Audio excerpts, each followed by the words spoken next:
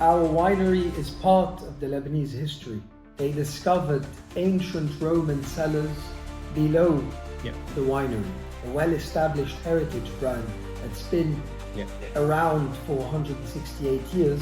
He can find everything in our winery. He's got 17 wines to pick from. We produce 3 million bottles a year. Every bottle tells a story. So this is the story of our peak year was 100,000 tourists annually. Our country will be the most sought out touristic destination in the world, and therefore we will grow. We don't make excuses of having problems here and there to not advance in the world. Hello everyone, this is the Czapp podcast, and today we have a special guest. Our guest today is Chateau Ksara from the Chateau Ksara from Lebanon. Welcome, George. It's nice to have you on our podcast, and I'm really excited to learn about Chateau Ksara and the Lebanese wine industry, which is a very unique and I think very rare topic in the wine industry. So excited to learn about that. Welcome. Thank you. It's an honor to be here. Thank you very much for hosting us. Of course.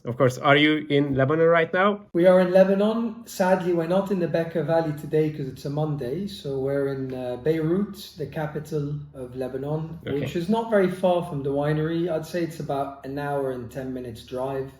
Today, as I said, it's Monday, so we're at the office. Hopefully later on this week, we'll probably go for 1 or 2 days to check on the harvest that's actually ongoing now. Perfect. I think it would be the best to start with the history of Chateau Ksara and also including the history of the Lebanese wine industry, because I think it's a very interesting story.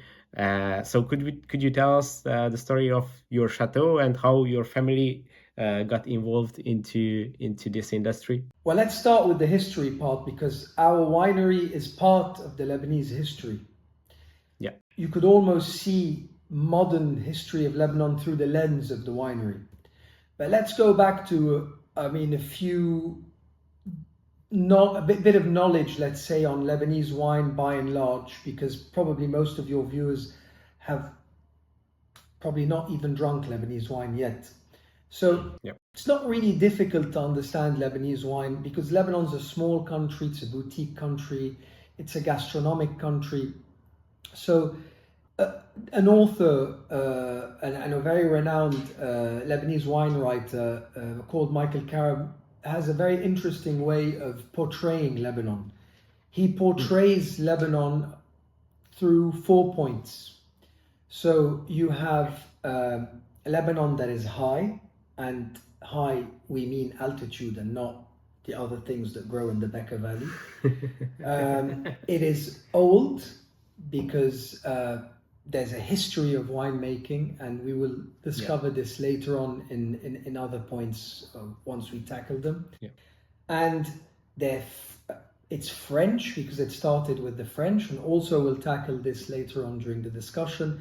And it's very diverse.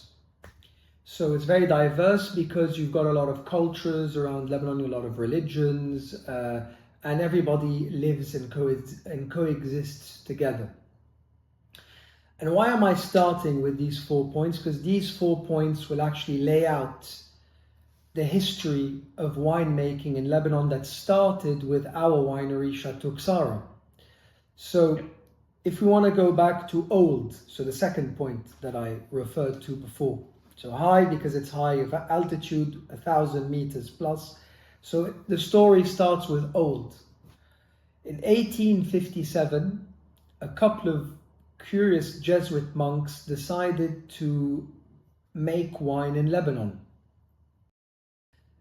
At the time, people didn't know why they wanted to make the wine in Lebanon, but in hindsight, you can know that they probably knew that there was going to be a very few thirsty French soldiers that were going to come to Lebanon, and if it was the English that would have came to Lebanon, we probably would be sitting here talking about tea. But since it was the French, they brought their good culture of gastronomy and wine to the area. So the Jesuits got on a boat, went to Algeria, bought some vines from Algeria, got back on a boat, came to Lebanon, and planted the vines in 1857 at Ksara, which is actually where the chateau is. So the chateau is called the Ksara because the area is called the Ksara, or Ksar. They used to refer to it as the little castle, although there was no castle in the area, but there was a little building with crenulations on it, and that's where the name came from. So Lebanon's high. We're talking more than 1,000 meters of altitude where we plant the vines. So we strive with the microclimate. It's old because it started in 1857. Modern history of winemaking in Lebanon started with the Jesuits at Chateau Ksara. It's French because most of the missionaries were French, and then the French came and had to sort out the country because it was in a mess.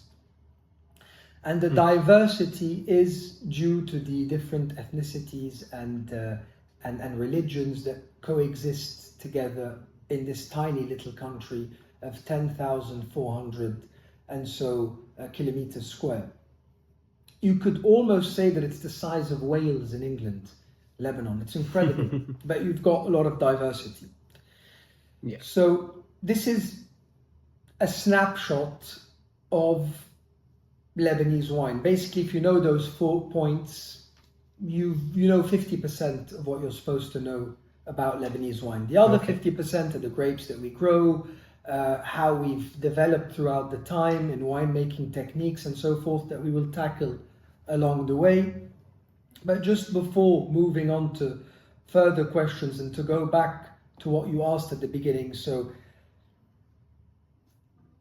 wine culture in Lebanon is not new. Although people think of us as a new winemaking region, we're not actually. We're an old winemaking region because the Phoenicians traded wine in amphoras before the Jesuits came and set shop in the Becca and then brought this wine culture that then burgeoned into more than 50 wineries today.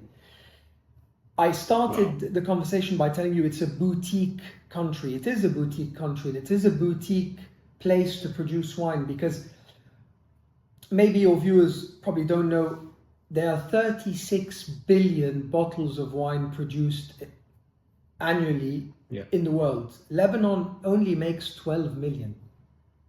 And that's tiny, that's microscopic in a global market. Yet, a lot of people know about Lebanese wines. Probably they haven't tried them, but they know that wine exists in Lebanon due to our history and our culture and our heritage. And the most important point in all this is heritage. So we're sitting here in 2024 talking about Lebanese wines, and we're managing a heritage brand, and that's a challenge, and that's very difficult. Of course. And this is a beautiful story, but it's also a great responsibility to be able to sustain this heritage brand in the future.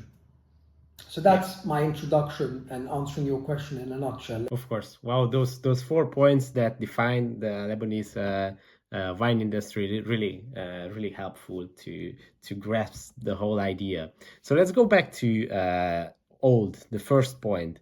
And it's very interesting that you mentioned that it's actually not, people think that it's a new wine industry, but it has a great heritage, and even one of the first wine growing, like grapevine growing areas. It's this region where the grapevine, the Vitis vinifera, was coming from and coming to Europe. So we could also say that it's a rebirth of the Lebanese wine industry of this region, because it actually started from these regions, the whole Vitis vinifera. You could almost argue that Georgia could claim that they're the oldest wine producing region, but I don't really know. Maybe we are, maybe they are. But it's interesting to follow the vine and how the vine traveled in all its aspects, in all its regions.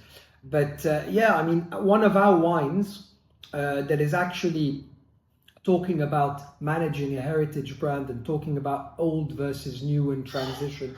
One of our wines which is an indigenous grape variety, white grape, called Marwah.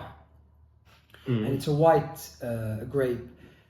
We mined our archives in 2017 and said, you know what, we need something new, but we need to keep the DNA of the winery, and we need a wine that can fly the flag, not just for the winery, but for the country.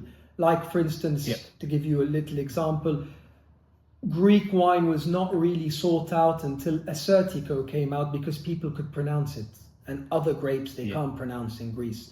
So that was actually the thought behind this wine. So this wine is pre-phylloxera wine, because you asked the question. And we brought it out as an innovation in 2017.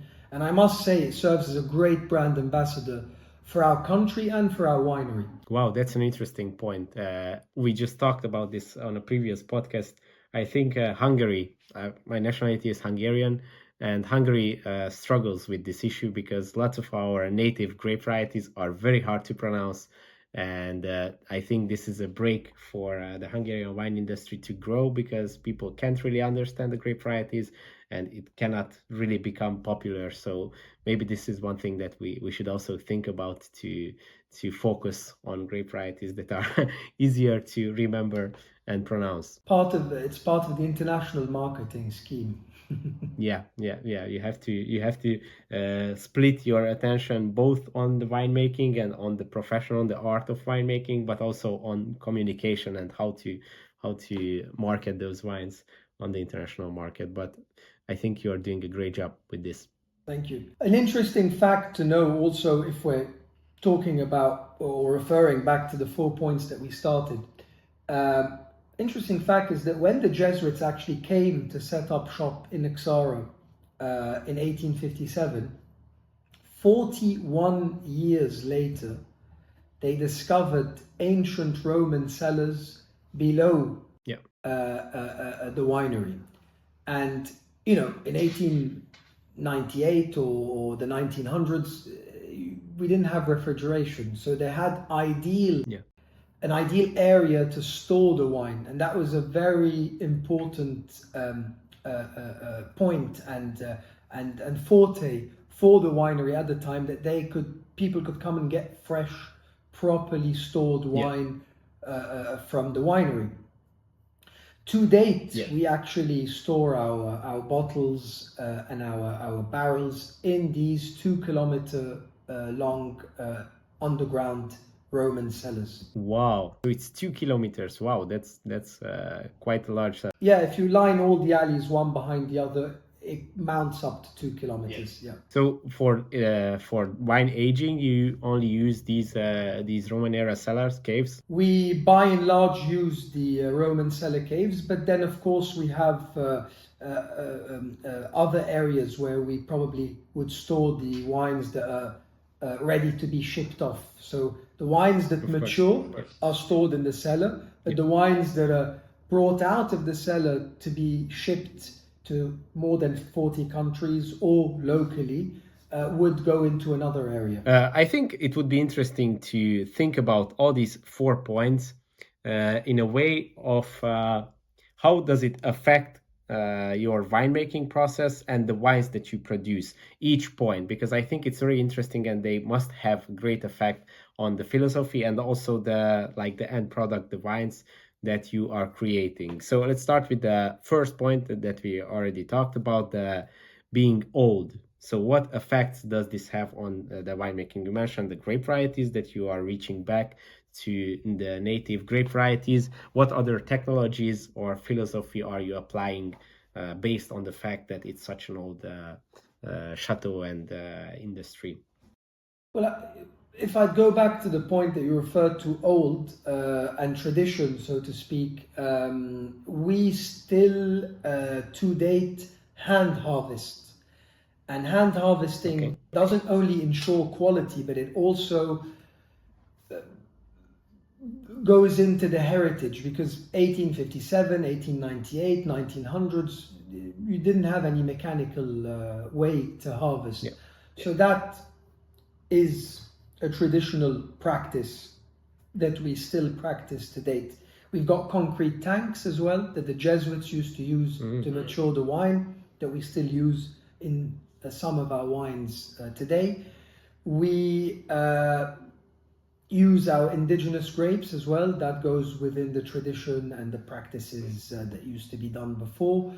We also work with our adoptive children. Our adoptive children are grapes that are not native to our country, but that were used in 1857 or the 1900s to make wine. So, for instance, Cinsault, Grenache, Carignan are our adoptive children in Lebanon, and we love working with those grapes.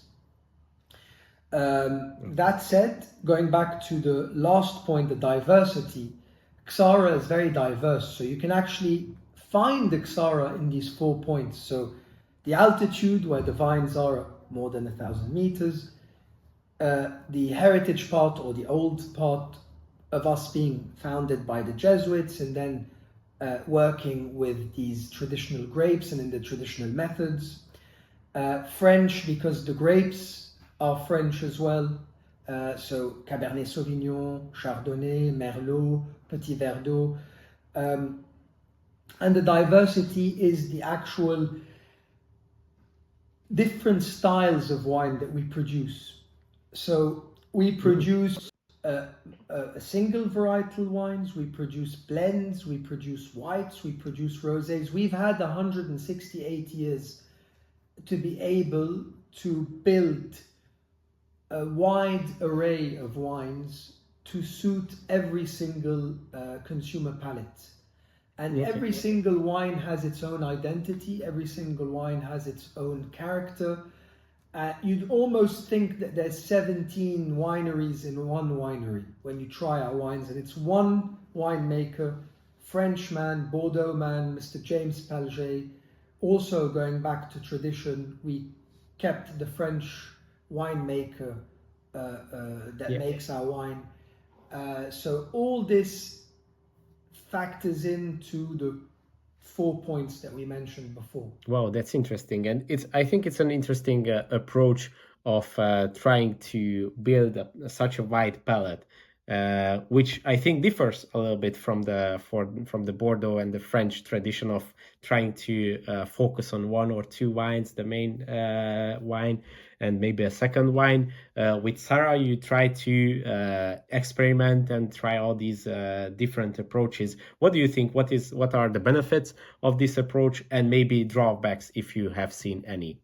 I would say that Lebanon is known for its red wines. Why? Because people think that it's a hot climate, therefore we make good red wines. It's true, we make exceptional red wines, but we also make very exciting white wines.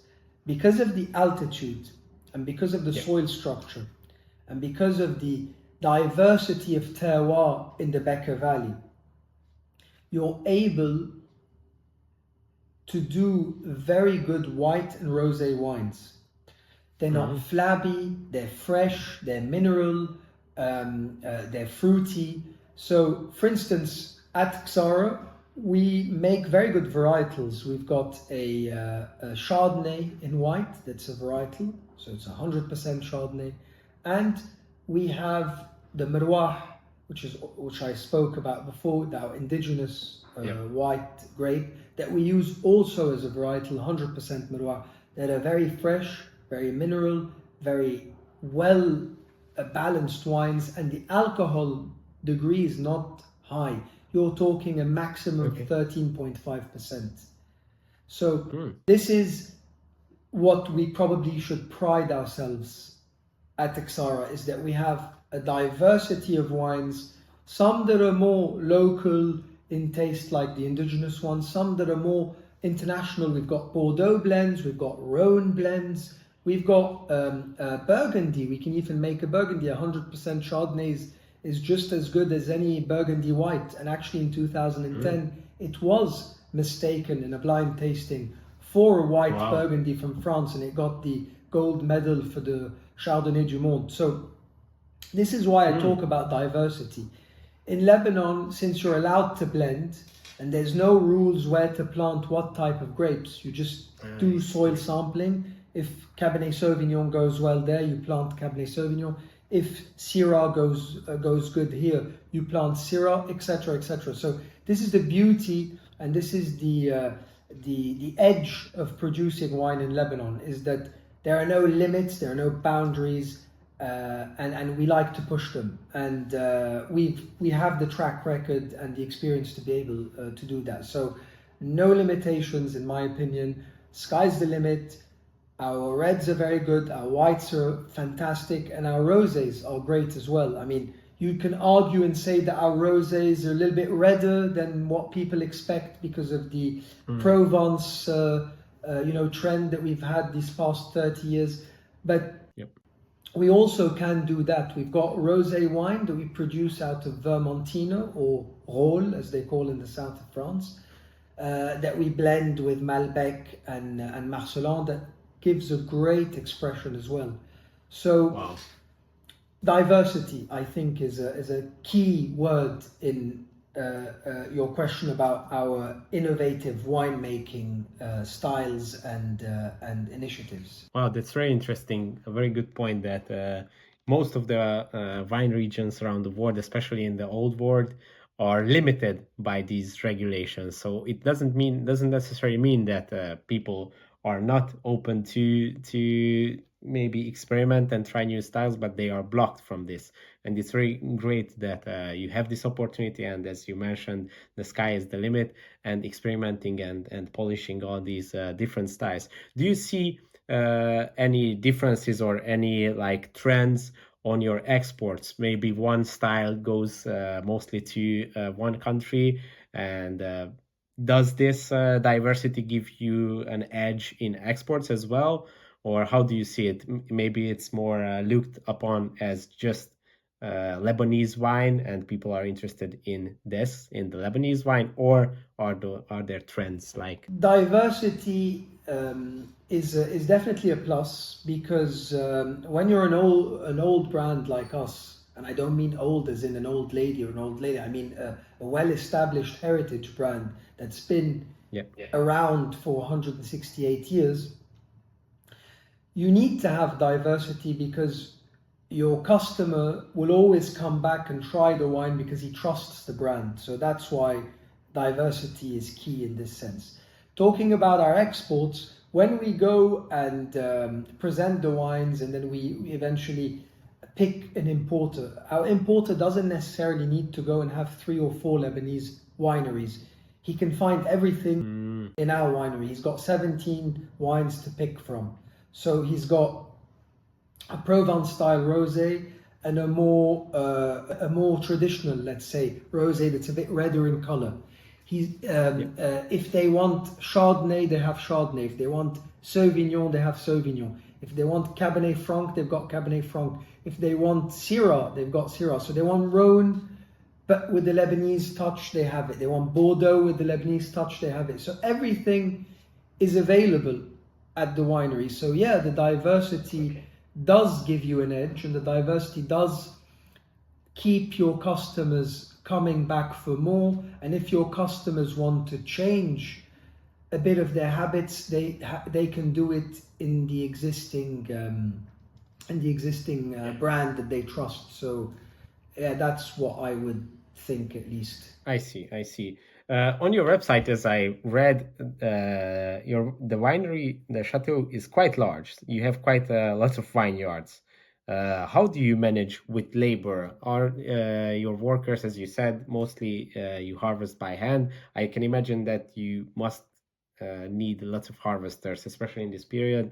Now you are harvesting. How many workers do you need, and what is the exact size of the chateau? So if we go back to your first question, we employ 130 people in general in all the winery. Oh, wow. We produce 3 million bottles a year, but remember, we produce 3 million bottles a year divided by 17 wines. So although you might think that this number is quite high, but rather than have 5 or 6 brands, the thinking was keep one mega brand and diversify the portfolio. Therefore, you need people to run this big industry. And so we employ 130 people. We have people that work in the vines all year long. So we've got 3 agricultural engineers, we've got a winemaker, we've got a cellar master, and we have the technical team that is 2 people. So you have 7 people that are all year round at the winery in the technical department. And the rest of the people that come are the harvesters, which are seasonal harvesters. They come to pick the grapes when the grape season is there. They go then pick apples after that, and they probably do other things. So these tribal people that go from area to area actually help us preserve the heritage of hand harvesting. Okay. So these are like local people from the area, like Lebanese people? Yeah, they're actually from the region. They're like gypsies that go around from area to area, and they help in big part in the agricultural part of Lebanon, mainly the wine part, which is with us. I see. Can you talk a little bit more about the Becca Valley, the terroir, and how does it affect the wines? You mentioned the great altitude. Could you talk more about that and maybe the soil composition? So basically, in the Becca Valley, you start at 1,000 meters above sea level, and you go up to 1,000, I would say 600 meters above sea level. By and large, the soil structure in the Becca Valley is non-homogeneous clay and limestone, depending on the region. Equally so, red grapes and white grapes thrive extremely well in the Becca Valley. Sadly, the only in our experience, probably other wineries would argue differently, but in our experience, the only grape that is very sensitive to work with, because we don't have the ideal climatic conditions, is the Pinot Noir. Other than that, you can grow any grape you think of. I mean, have you ever heard of a grape called Arinan Noah? Well, we grow Arinan Noah. You have some in Brazil, Arinan Noah. We grow Arinan Noah in Ksara in the Becca Valley. We grow Malbec. We grow, like I said before, the heritage grape, Grenache, Carignan, Cinsault. We even grow Syrah, which is quite a sensitive grape in hot climates. Yep. We grow Chardonnay. We grow Sauvignon Blanc. We grow the Merouah, the indigenous grape. We've got another indigenous white grape called Obeidi that we use in a blend. We grow Gewürztraminer. It is a great region, like I said before, to experiment. And I'm going to give you a little example to show you the diversity, not only in the grape growing, but also in the thinking. Our winemaker, because he was in Bordeaux before coming to Ksara 30 years ago, was very frustrated by all those rules you were talking about. First of all, he was super happy to be able to grow grapes in altitude and to be able to soil sample here and there and plant whatever he liked. It didn't only stop here. He decided to tweak one of our iconic wine blends, who's a white wine, one of our best-selling white wines called Blanc de Blanc, white of whites. And in this wine you have Chardonnay for the Burgundy lovers, you have Sémillon for the Bordeaux lovers, and Sauvignon for the also Bordeaux lovers or South African lovers or whatever. So this wine caters to everybody's palate, diversity. Okay. This wine was not put in a Burgundy bottle or a Bordelaise because it has Sémillon and Sauvignon and Chardonnay. It was put in an Alsacienne bottle just because we can do that. And this is one of our best-selling wines. Wow. When we fly the flag and take this wine, and everywhere we go, people fall in love with it instantly, and it's somewhat of a national icon. Everybody loves this wine, and it's very well sold, at home and abroad. They always tell us, if we had this wine once and we never tried it again, we would know that we tried this wine. We probably wouldn't remember the name because we try a lot of wines, but we would know that, we've tried this wine. We know this blend. And this is the Becca in a glass. if that answers your question about soil and structure and identity and grape choice and variety and Yeah, amazing. You just actually answered my next question. I was about to ask which one is your flagship wine, but we have 3 brand ambassador wines that fly the flag for the country, and you could call them a flagship wine. We have the Reserve du Couvent, which is a red wine that's made out of Cabernet Franc, Cabernet Sauvignon, and Syrah. So the cabs are oaked, the Syrah is not oaked, and then we blend everything together. So the oaking takes place in 1-year-old oak and 2-year-old oak, just to be able to consume the bottle young. You can age it, but we sell out every year. And this wine is our best brand ambassador around the world. That's in the red category. Réserve du Couvent. Blanc de Blanc we just talked about. That's also one of our best brand ambassadors. And we have our Sunset Rosé. Now it's not a Provence looking style rosé because it's in an Alsacienne white bottle. And this is a very interesting blend, and it's not too red, and it's not, I don't know if I have a bottle here actually. I do. It's not too red, and it's not too,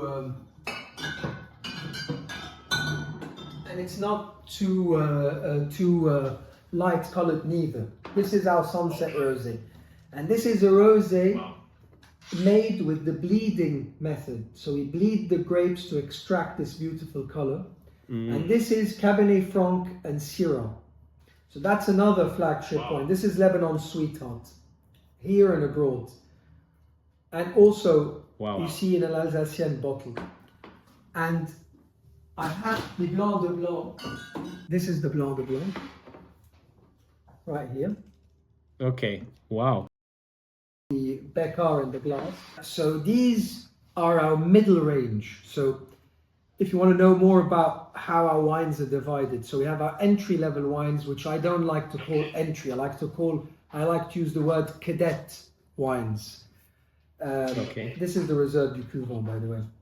I see. Wow. So basically, every bottle tells a story. So this is the story of our convent, where the Jesuits used to sleep and think and have probably parties. And so this is the wine the Jesuits used to drink. The good stuff they used to keep for themselves, hidden away. Best price quality ratio. So going back to our ranges, so you've got our cadet wines, which is the Prieuré, which is named after the bell tower at the winery.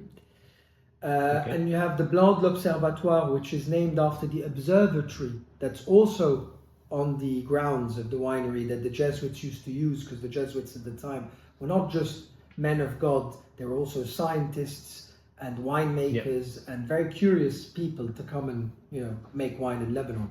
Of course. So the Prieuré is named after the bell tower, the observatory is named after the observatory, and you have the Rosé de Ksara, which is our cadet rosé, which is named after the winery. It's the Rosé of Ksara, you see. Yeah. And then after that, you've got the Blanc de Blanc, Sunset, and Reserve du Couvent that I just showed you.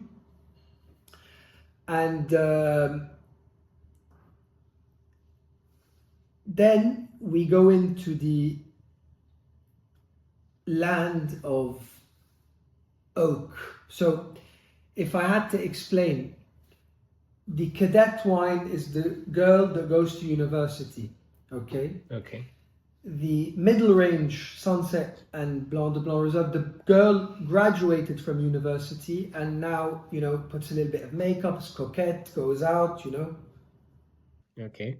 And the upper ranges, so from Chateau onwards, this university lady has become a banker, and she goes to fancy restaurants and she has to entertain clients. So you dress it with a little bit more oak, and you put it laid down to rest in oak for longer, makes you wait a longer time. So that's Chateau and Chardonnay. So Chateau and Chardonnay are our high-end wines. One is a Bordeaux blend, and the other one is a Burgundy, basically. The one that I told you was mistaken for a Burgundy in 2010.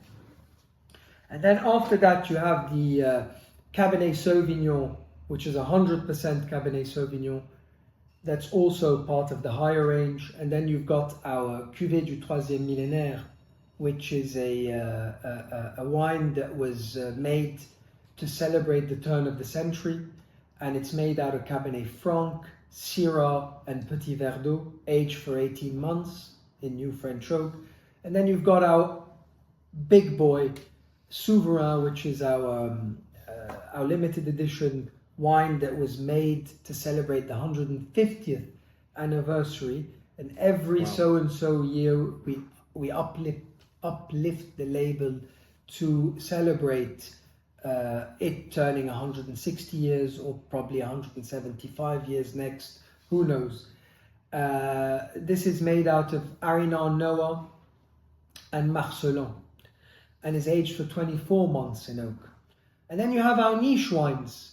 So you've got our Meroir, which is the indigenous grape. You've got our Carignan, old vine, 100%, that is a lighter wine. You have a rosé wine called Gris de Gris that is actually more pale in color, that is very good for our food here in the Middle East and even for picnics and stuff because it comes in a screw cap. And you have the Cuvée du Printemps, which is our Beaujolais. So you drink it chilled. Okay. You even have a Beaujolais style. We have Beaujolais style. So again, diversity. We go back to the points. We go back to our heritage. We go back to the altitude that can allow you to make all these wonderful wines. We go back to our French heritage so that we, dig into our archives and come up with all these wonderful expressions of different grapes. And you've got the diversity, which is a very important point as well. Wow, that's an interesting lineup. For the Beaujolais style wine, what kind of grape variety do you use? Do you use Gamay? It's Gamay and Tempranillo, and it's carbonic maceration. That's why you have to drink the wine extremely chilled. Okay. And it also comes as a screw cap. So we've got the Gris de Gris and the Cuvée du Printemps that come in screw caps. The rest are in corks. I see. What about tourism? I read that Ksara has a growing tourism segment as well. I'm not sure if the data was right, but the latest number said that 70,000 annual visitors in the last years. Can you talk more about that? That's. I think those are great numbers. And what is your view on wine tourism in Lebanon? Wine tourism is somewhat of a thing now. I mean, past 10 years, because I told you that we went from probably 5 wineries 30 years ago to more than 50 wineries today. Yeah. So there's a lot of curiosity with the tourists and even the Lebanese expats that come back to visit Lebanon. That said, our winery, because of its history and its place in the history of Lebanon and the heritage and the wine cellars that people want to go visit, and our extensive wine tours and tastings that we offer, and the restaurant that we have, which is farm to table, that people like to come and enjoy as well. All this offers a very nice experience for the visitor. And because we're also on the way to Baalbek, so Baalbek is where one of the temple of Bacchuses in the world exists. And so it's about an hour and a half away from the winery. So people stop off on the way back to taste wine and to have lunch and to visit the winery. These are all reasons why we have this extensive amount, or had this extensive amount of tourists. Our peak year was 100,000 tourists annually. Wow. 70 was an average number. But sadly now, because of all the problems in the Middle East, the numbers are much less, sadly. And a lot of people are not visiting Lebanon out of security reasons. So that has diminished drastically since last year. And then don't forget, we had COVID as well globally that kind of change the way people travel and the way people visit. And yeah, but hopefully, I mean, once things stabilize in the region, we will get back, hopefully, to those record numbers that you mentioned. Of course, of course. I also wanted to ask, not specifically referring to the current conflicts, but in general, being a winery and alcohol producer in these Arabic regions, how does it fit into the culture? What is the reaction of the people, of the governments? What is the Are you selling some wines inside the country, or how does it fit into the non-alcoholic drinking Arabic communities? I always like to go back to this point: diversity. Yeah. Lebanon's very diverse, and diversity means that people coexist, learn to live together, respect each other's cultures. In Lebanon, by and large, we're a country that likes food, and when you like food, part of the gastronomical experience is the wine, right? So that's why we have the wine culture, that's why we have the wine heritage. Beirut is a very cosmopolitan city as well. We have the nicest, trendiest bars. I mean, you're going to laugh, but it's true. It's somewhat true. We always like to say that we have three cuisines in Lebanon. We have the Lebanese cuisine, which is the Arabic food and stuff. We have the Italian cuisine, because who doesn't like Italian food? And Lebanese are very good cooks, so they've mastered it. And funnily enough, we have some of the best sushi restaurants in the world in Lebanon. Oh, wow. It's become somewhat of a national dish. So again, I'm going back to diversity. Diversity is what makes our country live the way we are. It's what makes us advance. It's what makes us look forward to things. It's what makes us so cosmopolitan.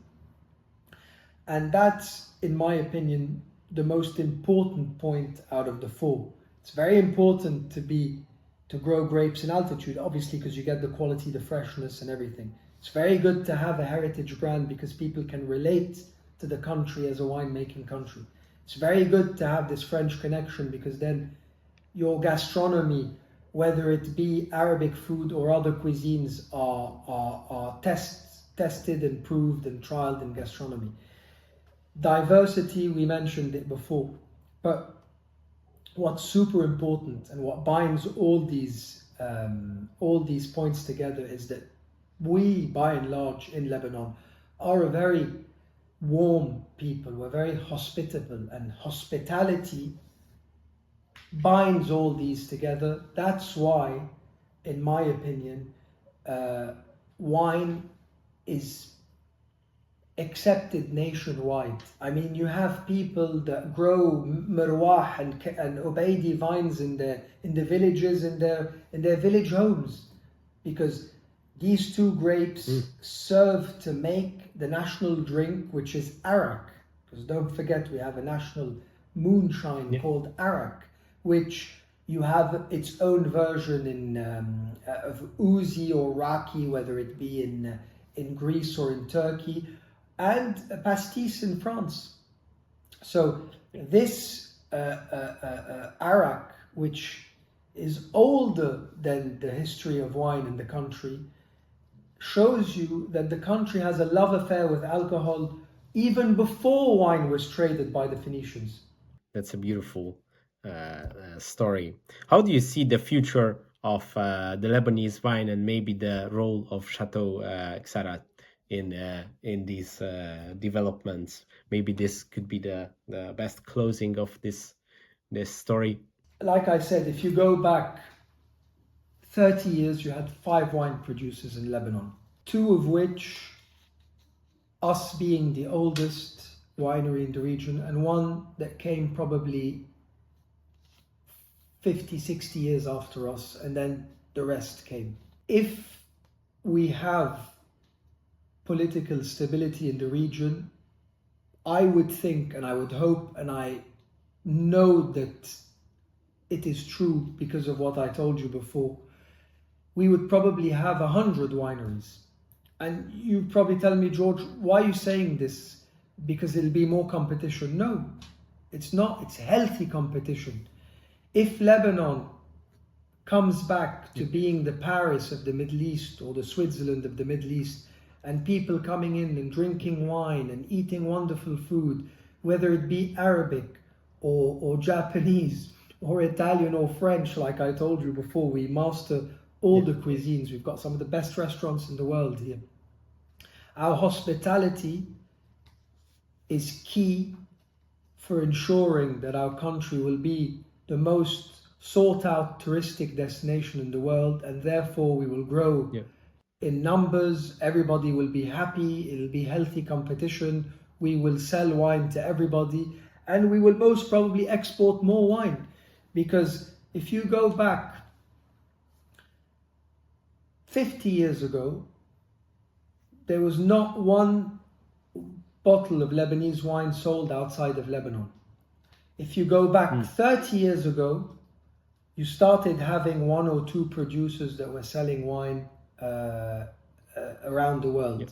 Now, maybe not all 50 producers, but I would say at least 25 producers sell wine around the world. So the word is getting out there. People are learning about Lebanese wine. People know that Lebanon produces wine. They probably haven't tried the wine like I said at the beginning of our conversation, but they actually know that Lebanon produces good wine. They know that Lebanese wine is premium wine. That's why it's sold a little bit more expensive than the other wines in the world. And they know that Lebanon produces little wine, so scarcity is quality.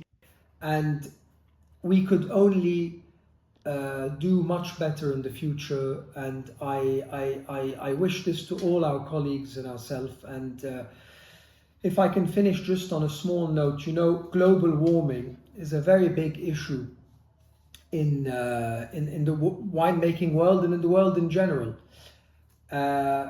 What we've been doing at Ksara is that we've been practicing green methods and sustainability. I would like the viewers just to know that in Lebanon, it's not just because we're in a noisy neighborhood, so to speak, that we don't improve and we don't work on ourselves. Since the economic crisis in Lebanon and the explosion in 2020 that wiped half the capital out, and the COVID crisis we went through, and now the problems we're going through in the region, we haven't stopped investing in the winery. We are now 70% reliant on renewable energy through our solar panels.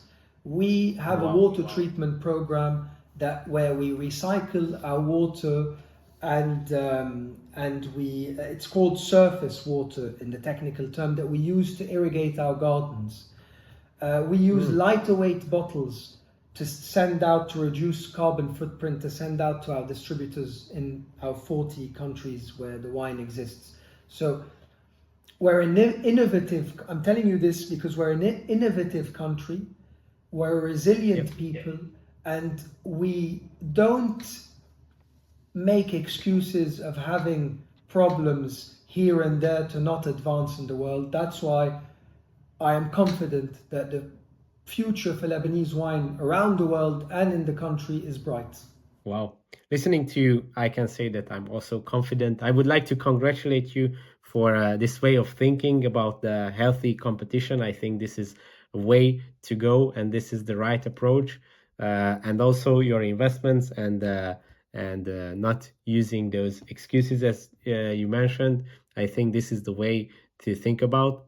And you mentioned that the word is getting out about the Lebanese wine. I hope that we can be a drop in that bucket to bring more attention to Lebanese wine and to Chateau Ksara. I would like to thank you for having this conversation, George. Thank you for the opportunity. I really enjoyed it. I think our viewers learned a lot about the Lebanese wine industry, and hope to visit your chateau. We would love to have you anytime. You're our guest. Thank you very much. Thank you so much for doing this. Thank you for watching, everyone. Don't forget to subscribe, check out Chateau Ksara, and see you in the next episode.